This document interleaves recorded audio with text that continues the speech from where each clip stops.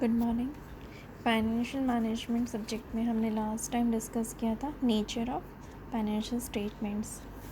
आज का हमारा टॉपिक है वित्तीय विवरणों के आवश्यक गुण, essential qualities of financial statements. ठीक है, आज हम पढ़ेंगे कि भाई वित्तीय विवरणों की आवश्यक गुण कौन से हैं।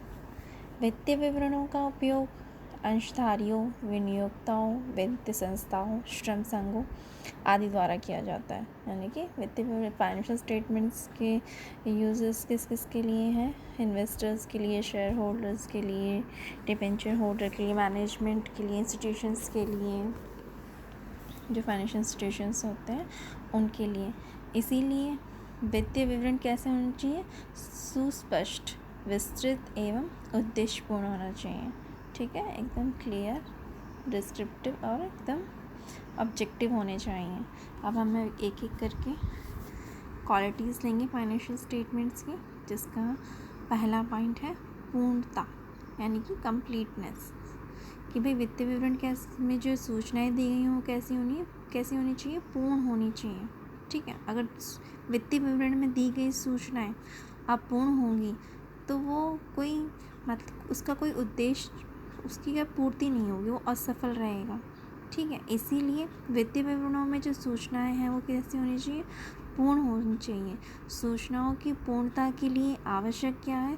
तालिकाएं, विवेचना, टिप्पणी एवं स्पष्टीकरण अवश्य दिया जाना चाहिए। ठीक है, तो हम कह सकते हैं कि पूर्णता में वित्तीय विवरणों में दी गई सूचना पूर्ण होनी चाहिए। अपूर्ण सूचना वाली वित्तीय विवरण अपने उद्देश्यों की पूर्ति में असफल रहते हैं। सूचनाओं की पूर्णता के लिए आवश्यक तालिकाएं, विवेचना, टिप्पणी एवं स्पष्टीकरण अवश्य दिए जाने चाहिए।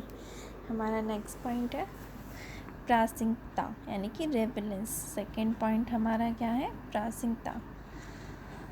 जो भी वित्तीय विवरण बनाए जाते हैं वह क्या है? अपने उद्देश्यों के संदर्भ में आवश्यक सूचना प्रकट करने वाले होने चाहिए। ठीक है, कोई भी प्रासंगिक बात उसमें क्या है? मिस नहीं होनी चाहिए, छूटनी नहीं चाहिए। यदि वित्तीय विवरणों में उद्देश्य के अनुसार सूचना नहीं होगी, भाई जो भी ऑब्जेक्टिव है उसके अकॉर्डिंग अगर इन्फॉर्मेशन नहीं होगी वित्तीय विवरण में, तो उनके ऊपर से जो निष्कर्ष, जो डिसीजंस लिए जाएंगे वो क्या होंगे? गलत होंगे। तथा क्या होगा? उनकी कोई इम्पोर्टेंस नहीं होगी, उनका कोई महत्व नहीं होगा। वित्तीय विवरणों में उद्देश्यों के अनुसार सूचनाएं नहीं होंगी तो उनके आधार पर निकाले गए निष्कर्ष गलत होंगे और उनका कोई महत्व नहीं होगा। ठीक है, नेक्स्ट हमारा पॉइंट है बौद्धिकता, यानी कि क्या है? अंडरस्टैंडेबिलिटी। ठीक है, वित्तीय विवरणों का मुख्य उद्देश्य क्या है? उपक्रम के साधनों एवं कार्यों के निष्पादन के संबंध में सूचनाएं उपलब्ध करवाना होता है ना। इसीलिए इनमें दी जाने वाली सूचना कैसी होनी चाहिए? ईजीली अंडरस्टैंडेबल होनी चाहिए, है ना, सरलतापूर्वक समझ आने वाली होनी चाहिए। अगर वित्तीय विवरण में दी गई सूचना कठिन हुई, यानी डिफ़िकल्ट हुई, या तो वो क्या होगी? अगर इजीली अंडरस्टैंड नहीं हुई तो वो क्या हो जाएगी? फिर महत्वहीन हो जाएगी, उसका कोई इम्पोर्टेंस नहीं रहेगी और उसकी उपयोगिता भी क्या होगी? समाप्त हो जाएगी। इसीलिए वित्तीय विवरण में जो सूचना है वो कैसी होनी चाहिए? सरलतापूर्वक समझ आने वाली होनी चाहिए। हमारा फोर्थ पॉइंट है यथार्थता, यानी एक्यूरेसी। ठीक है, कि भाई वित्तीय विवरण में दी गई सूचनाओं से संस्था की प्रगति, वर्तमान स्थिति तथा भविष्य का यथार्थ, यानी कि अगर हम उसे कह सकें सच्चा ज्ञान होना चाहिए। ठीक है, वित्तीय विवरण में उसमें जो दी गई इन्फॉर्मेशन है उसकी क्या होनी चाहिए? एक्यूरेसी होनी चाहिए, वो बिल्कुल ट्रू होना चाहिए। अगर वित्तीय विवरणों में दी गई सूचना ही गलत होगी, असत्य होगी, तो क्या होगा? उस पर कई बार कानूनी दायित्व भी उत्पन्न हो सकते हैं। इसीलिए वित्तीय विवरणों में दी गई सूचना कैसी होनी चाहिए? एक्यूरेट होनी चाहिए। नेक्स्ट हमारा पॉइंट है तुलनात्मकता, नेक्स्ट क्या है हमारा पॉइंट, फिफ्थ पॉइंट इज तुलनात्मकता, कंपैरेटिबिलिटी। ठीक है, वित्तीय विवरण का एक अच्छा मतलब एक उद्देश्य क्या होता है, इम्पॉर्टेंट, कि भाई तुलना करना होता है। ठीक है, किसी भी दो दी गई वर्तमान या फिर करंट ईयर की इंफॉर्मेशन के बीच में दोनों में क्या कंपैरिजन करने के लिए ज़रूरी होता है। और तुलना के लिए क्या आवश्यक है कि भाई जो सूचना जिस भी मुद्रा में है, जिस भी फॉर्म में है या फिर लीटर में है, किलो में है, वो दी जानी चाहिए। कहने का तात्पर्य यह है कि भाई वित्तीय विवरण तैयार करने का एक उद्देश्य तुलना करना होता है, इसीलिए इनमें दी गई सूचनाएं इस तरह का होनी चाहिए कि जिससे वर्तमान या चालू वर्ष की, गत वर्ष यानी गत वर्ष की या फिर उसके भी पूर्व वर्ष की तुलना की जा सके।